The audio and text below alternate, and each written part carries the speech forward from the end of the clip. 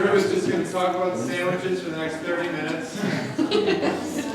Now, Chef's going to share his experiences operating an innovative startup with low overhead. Yeah.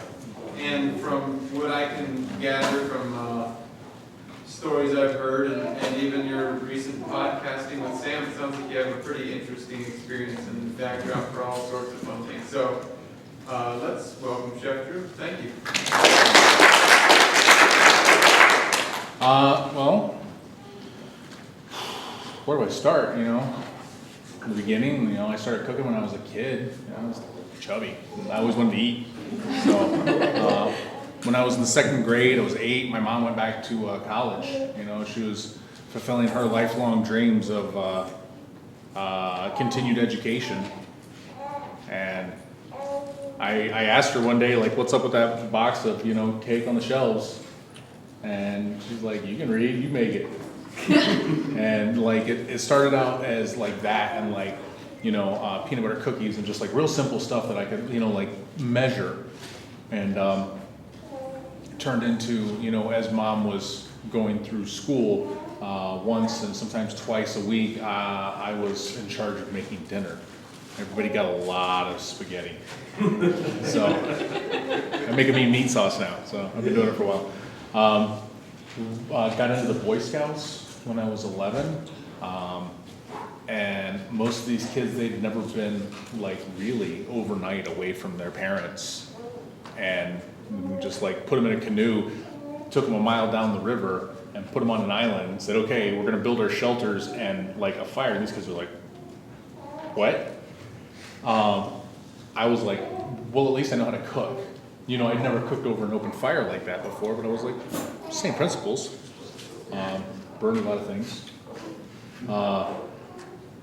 By the time I was 13, 14, 15, I was tied to the fire every time we went camping, 3 meals a day. There's got to be something better than this. And I had to teach. I had to show other people. I had to show other kids, hey, this is how you do this. Hey, remember you really like this thing? Here, let me show you how to make that. You can make it for you and all of us. And that was, my, was it Tom Sawyer, who was getting people to paint the fence for him, kind of situation where I was like, yeah, let me teach you guys this stuff, and then I get to go play. Which just turned into me watching them supervising, which is basically what I've done professionally, is I've gone into kitchens and I'm like, hey, let me show you how to do this thing, and hey, let me show you how to flavor this, let me show you how to build these textures and these aromas in this experience, so I can stand over here and watch you do it now. 24 years of cooking for money. I'll be 40 this year. I've been doing it since I was 16. Is that math right? Yeah. It's in that neighborhood. McDonald's gave me money for flipping burgers. I did it,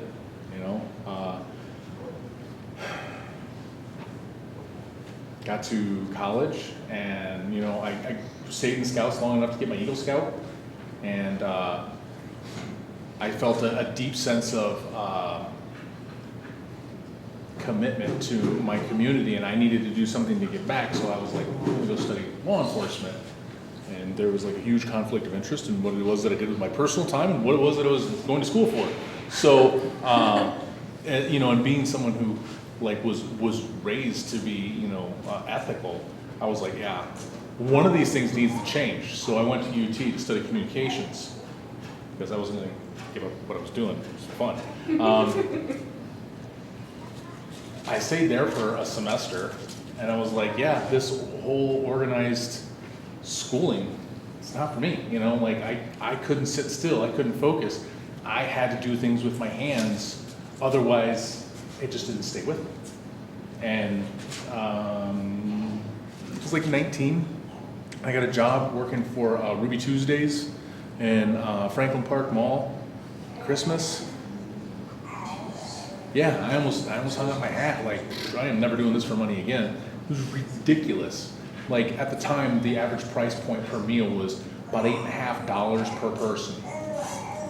We're doing between $15,000 and $20,000 a day. You know how many people that is to push through? how many plates of fries, how many, they weighed every single portion of fries. Insane. But that's how you make your money, watching those pennies. Business. And, did this on through college, and then I liked it. I liked the life. It wasn't like what everybody else was doing. I didn't want to work in an office. I didn't want to work 9 to 5. I like sleeping in. I like staying out late. It was me. That's what I do. That's what I did. That's what I still do. And then I had a kid, and things got real. Because, taking care of myself, it was always kind of like, whatever. I'll get by. And if I don't, it's still okay. But then it became about somebody else, and what can I provide for them? And I'm like, I got to take another shot at this whole school thing. I was 25, 26 when I went back to culinary school, whereas most everyone was either 17, 18, 19, or 40, 45. And they were doing like second career. And I was kind of plunked down in the middle as older than these kids with actual kitchen experience, still viewed as an adult, not these kids, had real kitchen experience. So I got into culinary school, and I was the guy that knew what he was doing. And I liked that. I spent a year in Pittsburgh doing that, and it was the first time in my life a school setting had ever like I couldn't get enough of it. The first time in my life, was always capable of getting A's, but was totally cool with just getting all C's. And like making a project of how am I going to stay at a 2.0 grade point average in high school. Like this, I wanted perfect attendance. I wanted to do really well in my classes. And a lot of it had to do with the labs and the kitchen classes and being taught by chefs who they had been in the business for 15, 25 years, and they were cut from a different cloth than, any of the teachers that I had had in the past. That, teachers were teachers. These guys, they were chefs that chose to be teachers. And I really admired that. I took everything I could from them, not their knives. All the knowledge that they had, not just about technique and terminology, but the life experience. And I was the one, give me an earful of what it is, what has been your experience, being the executive chef at a ski resort in Colorado in the middle of winter. And these are people, spending thousands of dollars a day to be on vacation. What are their expectations? What does that workload look like? So I got done with school and I looked for the hardest possible job I could get. And I went from being the guy that everybody thought, he kind of knows what he's doing, I'm going to listen to him, to being plunked down with some of the best chefs this country produces. Some of them were coming from other countries to study there. It was the Greenbrier in West Virginia. It's a 5-star, 5-diamond resort. Had a giant bunker underground for the entirety of Congress and the event of Cuban Missile Crisis kind of situation. So now they use it for parties. It's special events. It's a half a mile into the mountain. But building to this level of I was just a kid cooking at a campfire to just banging around kitchens here in the city, to going to culinary school, to really getting my tail handed to me by for real chefs and what it was that they did. The place housed 1,500 people. And sometimes, we were at max capacity. That's 3 meals a day, plus room service, and there are 5 different restaurants on the property that we might be assigned to throughout the day. Had to be fast, had to be ready and willing to do anything. Stayed there for 3 years. All the flooding you guys saw, in West Virginia, that's where that was. That's where I was. friends still down there, but took this level and started applying it at smaller venues. Privately owned country club was their banquet chef. Made a lot of mashed potatoes sandwiches for those people, like really no texture, flat, like not too much flavor, please. But I learned so much about organization and what it meant to have 7 different parties in the same day and 5 different locations for altogether about 400 people. All different menus. And I was in charge of that. Not just like, hey, I'm gonna tell you guys what we're doing. I had to produce that. It seems impossible, but when somebody's staring you down, like, you have to get this done, you figure it out. And this taught me, and this is what ultimately taught me how to manage my own small business. How to be the person who, am I gonna complain about what I don't have? Am I gonna be the person that throws a fit because things aren't going my way? Or am I gonna be the guy that sees the situation for what it is, evaluate my time and priorities, and find solutions? That one guy's a lot happier than the other. I go back and forth between them, but I really work hard to be the guy who's trying to find solutions. And the more that I do it, the more that I realize for my business model, which is delivering sandwiches by bicycle, that's what I do. That's what I've chosen to do with my life. Almost 40 years old, and I'm like, yeah, this is all I want to do is make sandwiches and ride bikes. He's good at it. I'm good at making sandwiches, I'm good at riding bikes. I've built a business model that single-handedly, I can pull down 6 figures, gross, not net, 6 figures, sandwiches, by bike. I know what the pieces are. Figuring out how to design that life for myself, and it's, business is what? Business is, every business, no matter what it is, it's your interaction with other people. It's what it boils down to. Even if I make this one thing that nobody else makes and I sell it on Etsy, and I don't ever step out of my house and I don't ever deal with anybody else face to face, you still have to have that connection with people via email, via the internet. Still, our business is other people. And the more I get on in my life, the more I realize the importance of this. And this is how I'm going to get to the point where I can build this business to this point. Like, this is kind of my benchmark. Like, I want to do this by myself. I want to pull down 6 figures, making sandwiches and delivering them by bike. Some catering in there, some cooking classes in there. This is all supplemental income, the idea that I need multiple revenue streams because I can't get bread this week. Oh, shutting down business.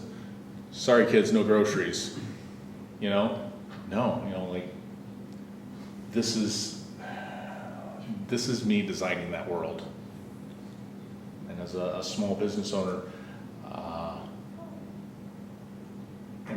embracing the universe that I live in, and ultimately the people that are creating theirs, and looking to see what it is that they're doing and how it is that they're doing, and respecting that and them as an individual, and then being able to just sync with them.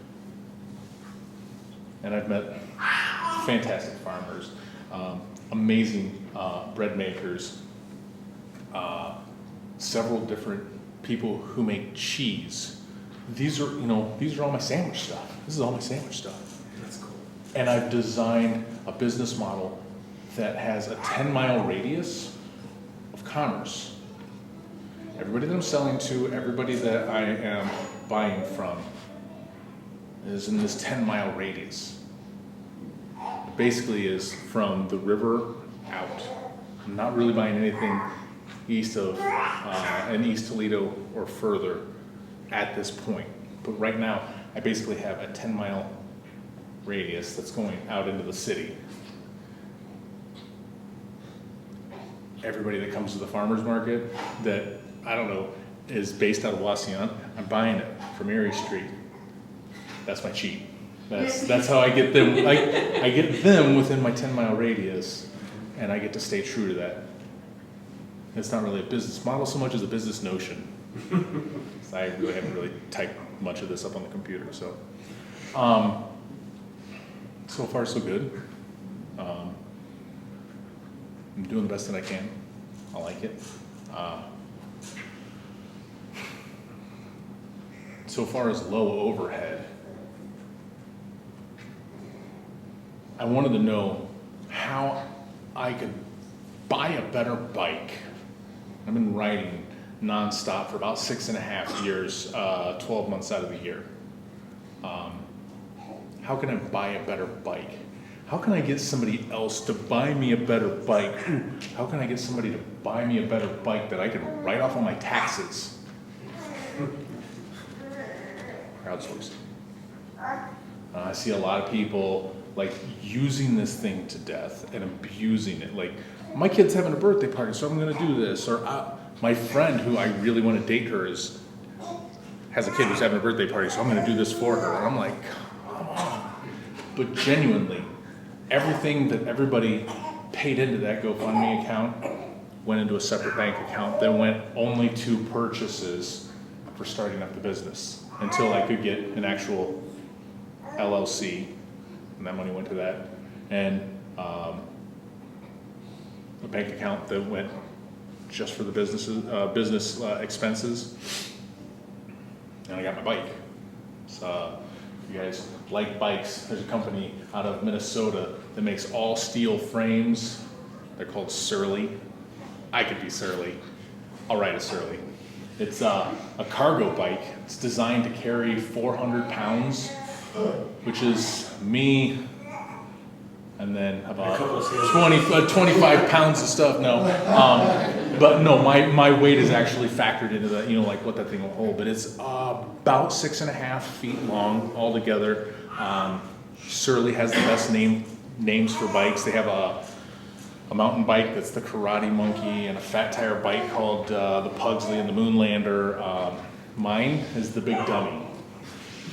So I ride a Surly Big Dummy. Show you. Yeah. And it's the image that you'll find on the business card is that extended frame bike. So now I've created this world where I'm like, how can I finance a better bike by somebody else's dime that I can write off of my taxes? Woohoo, win. And then all the people that have bought into this, you know, I'm not just asking strangers, you know, these are people that have been following me and my food for years. Worked hard at my craft, been true to, you know, the job. That's pretty low overhead. You know, I'm making sandwiches and I'm selling them out of a coffee shop on 44 St. Clair downtown, Maddie and Bella, and they're getting ready to open up a second location in Perrysburg. I catered their wedding. They brought me coffee beans and they're like, we want you to integrate this into the dinner for our family and friends. It's like $45 a person, 250 people. This is not a small wedding, this is not a cheap wedding. And I didn't know these people. They brought me coffee beans, like, here, cook something with this. And I was like, maybe. See what I can do? And then I brewed it and I was like, this is amazing.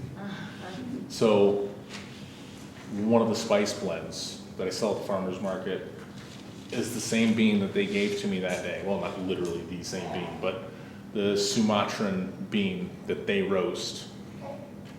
Still using that and selling it at the farmer's markets. Selling my sandwiches out of their coffee shops. So I didn't have to purchase a storefront. I didn't need a brick and mortar business. Honestly, I didn't have to get a license. They got a license for their place to make food and sell it. So I take my raw product. I go in there, I prep it under their umbrella. This is low overhead, guys.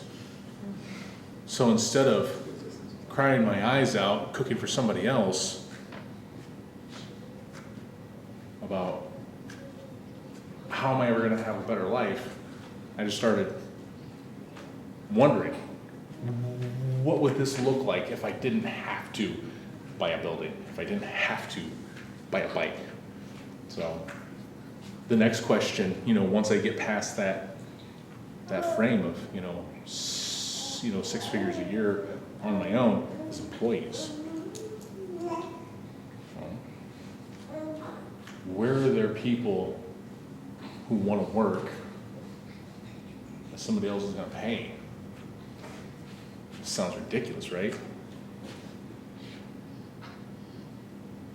It hasn't completely manifested itself yet, but there are programs where people need help, and there are agencies that want to support these people in getting training and helping themselves up, like upward mobility, finding those people, respecting what it is that they do, and then timing my turns with them. So now we're moving forward. It's not going to be lifelong staff, but that's okay. It's low overhead. So I don't know if this stuff's going to work. The only thing I know is that I make a mean sandwich. So how much time I got left? Because I can ramble forever. Well, let's do some questions, because I have a bunch to fire away, but I'll let everyone else go first. Yeah. if they have any. Guys, questions? Recipes?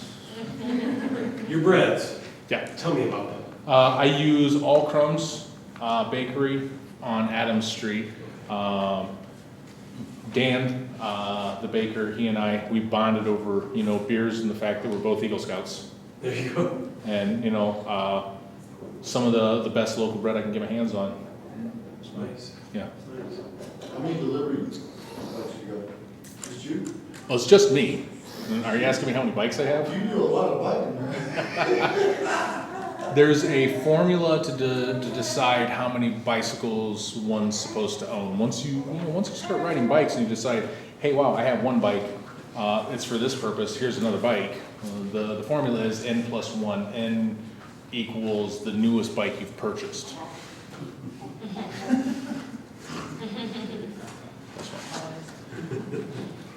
So 2 delivery bikes. I bought a second Surly. It's their long haul trucker. It's meant for distance riding, like touring. Like if you were going to ride from Boston to Portland, that's the bike. So what's the furthest delivery you've done? I was gonna say downtown, uptown, and West End. Yeah. Yep, those are my neighborhoods. 3 conjoined neighborhoods.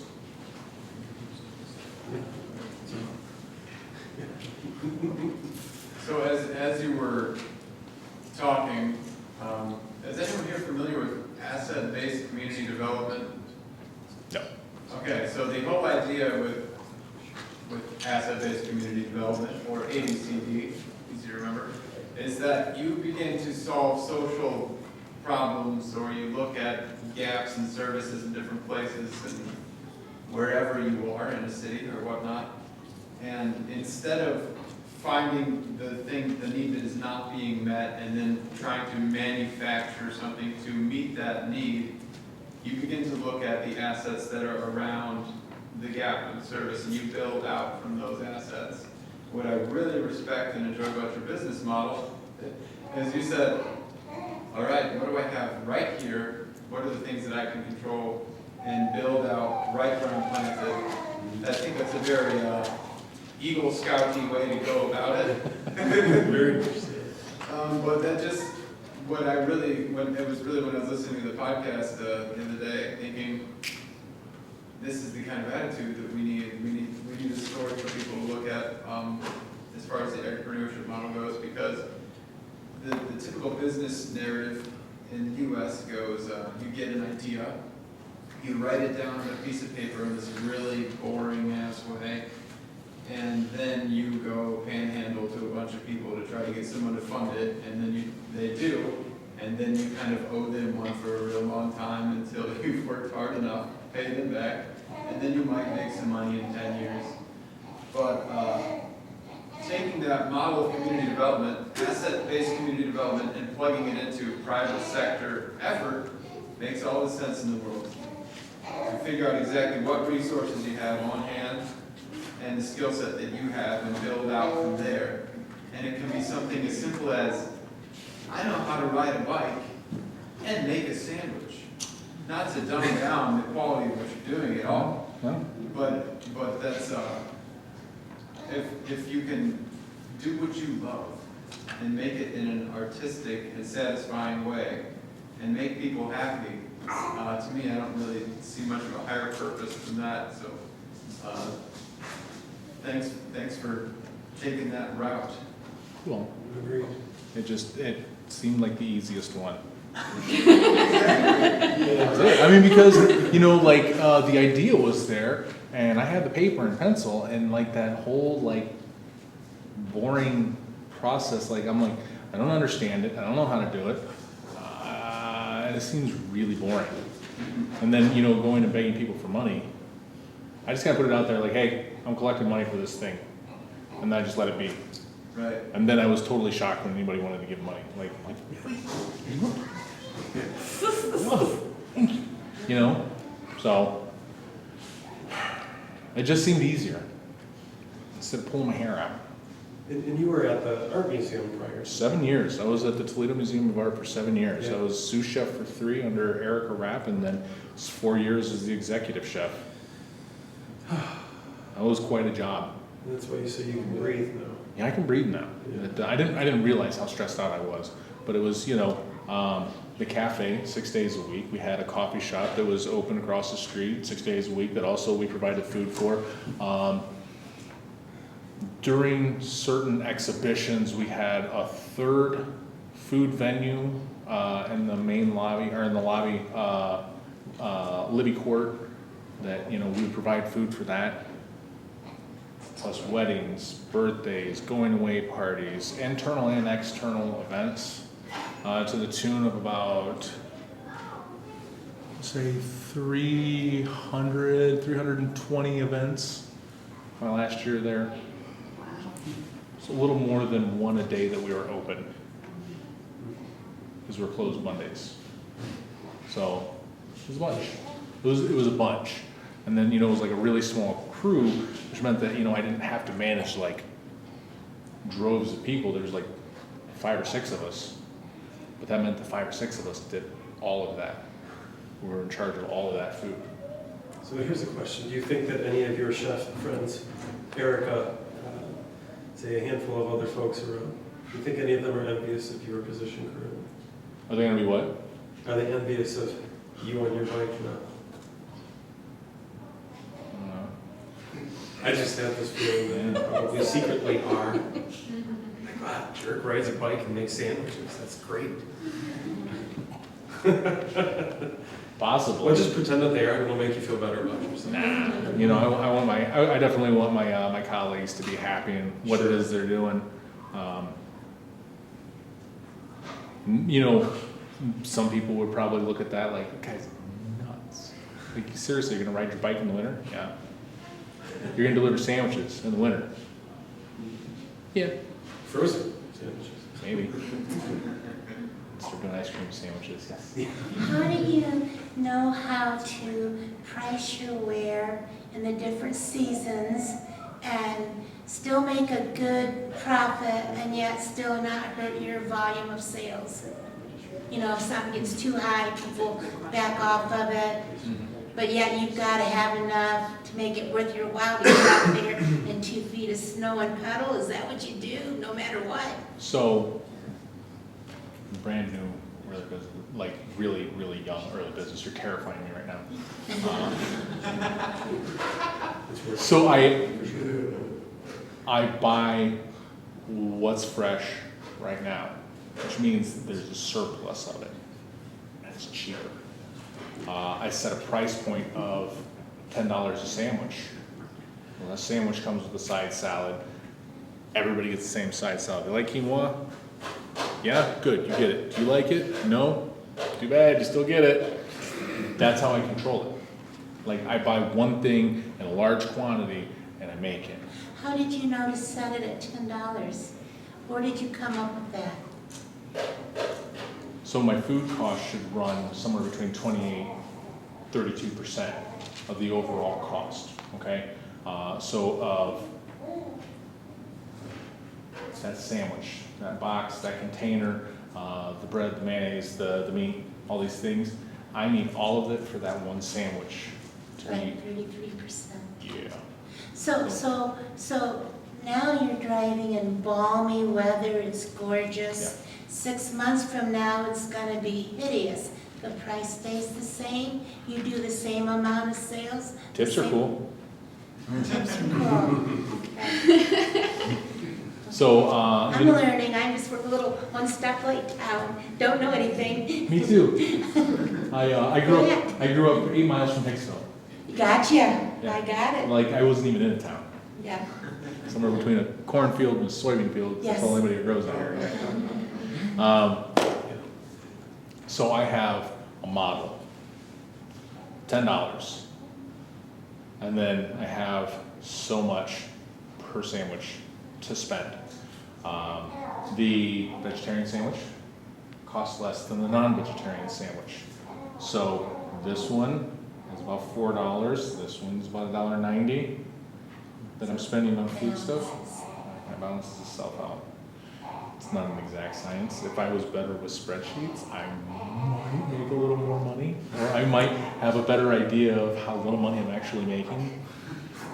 The lights are on, kids got food, still got a roof over my head, and I've managed to buy 2 surveys in the last year. Life's pretty sweet. Check back with me in 2 weeks when I'm depressed about things not going my way again. It's just For life. December. I love riding in the snow, and that was the whole thing. Like starting this, like I came up with this idea almost a year ago. Like the inception of the idea, less than 365 days ago. And in that short of a period of time, yeah, I'm making sandwiches and I'm selling them now because I'm not patient. So. It's good honest living. It's an honest living. I like it.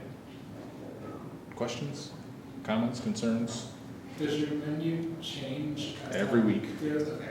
Every week, 2 sandwiches. That's where I'm starting. I would like to eventually grow that to between 3 and 5 sandwiches, 2 and 3 salads that are available. I need a bigger kitchen space to be able to do that. It's centrally located to that downtown, uptown, Old West End area. You know, if it wasn't for businesses like ProMedica coming downtown, and a whole bunch of people are stomping their feet about, you know, the big green machine come through buying up everything. I see all these people that are now going to drive downtown. They're going to park their car in their little, you know, parking structure, and they're not going to want to take it back out and then go drive someplace else.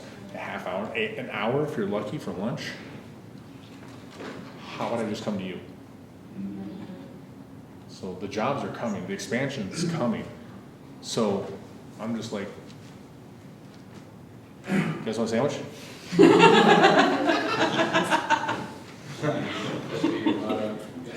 guys want a sandwich? It makes a lot of sense though, you know, in India, they deliver meals like that, you know, they do that all the time, they're like hot meals, they're like stackers, a special thing, you carry them. Yeah. And they take them around to businessmen, to their offices, and they deliver them all the time, that's how they get their meals. It's surprising you do it here, sort of. Isn't that That's how cool. Paula Dean got started? It's great.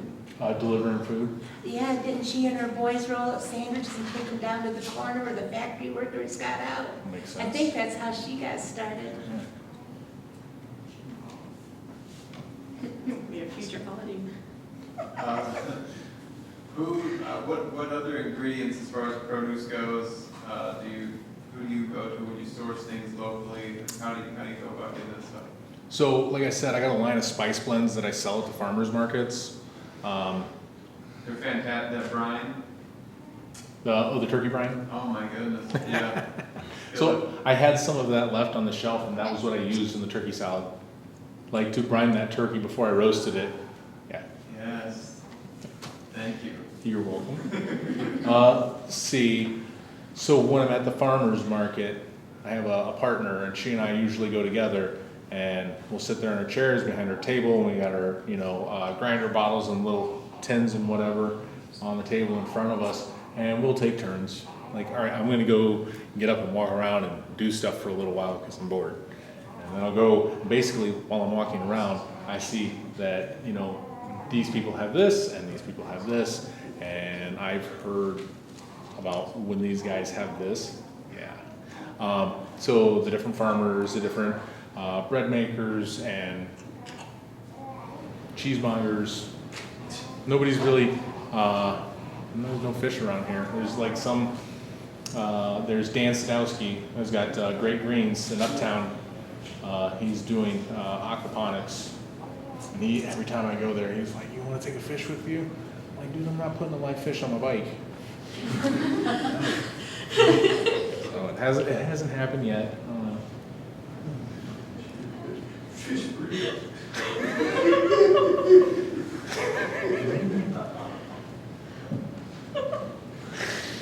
I just saw in my head a plexiglass tank with fish swimming around in it, strapped to the back of the bike, and selling fish burritos, and people being just totally disgusted by me for doing it. Thank you for that. So more questions? Anybody? Have you ever thought, I know like this is still a pretty embryonic stage for the business, but what about franchising ideas? The way that the Toledo, the pedicab guys kind of, I don't know how their financial arrangement works, but have you thought about getting a little army of sandwich delivering minions? I pedicab, Oh, okay. and all the guys who pedicab, yeah, they're totally down for the cause. And when push comes to shove, it's probably going to become more about a collaborative of us and a user-friendly app where we deliver coffee, bread, groceries, sandwiches, food from different restaurants downtown, like in that area, by bike. Mm. So, like I said, tips are cool. And if somebody wanted to sell you produce and or possibly, if they're licensed to do so, some animal products, how would they go about doing that? The business cards, the phone number on it, right here. So I've had people tell me you're nuts for putting your personal cell phone number on your business card to hand out. I'm like, what are you scared of? Like crazy people calling you 3 a.m, like, give me a sandwich? This ain't Jimmy John's. Yeah. So it's Monday through Friday, 11 to 2 is delivery. Right now, because I'm so early on in it, that I'm asking people, could you please pre-order? And they're like, but we want instant gratification. We want to look online, see what's there, call you and have it here 10 seconds later.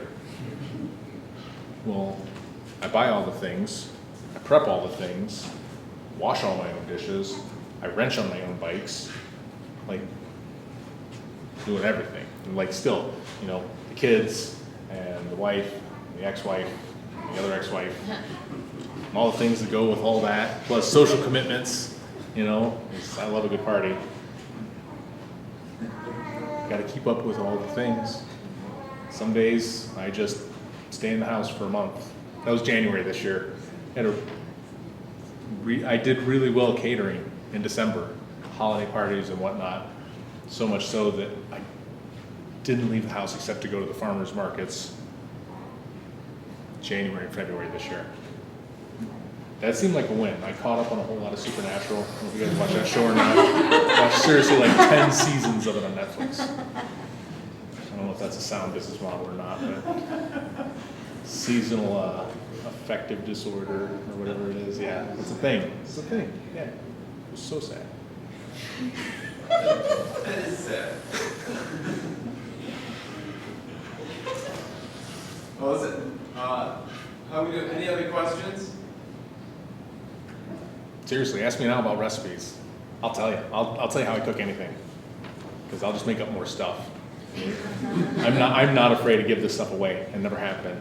So just don't call me at 3 in the morning asking me how to bake beet green pesto. I'll be like, haha. That was me hanging up on you and laughing. In case anybody didn't get that.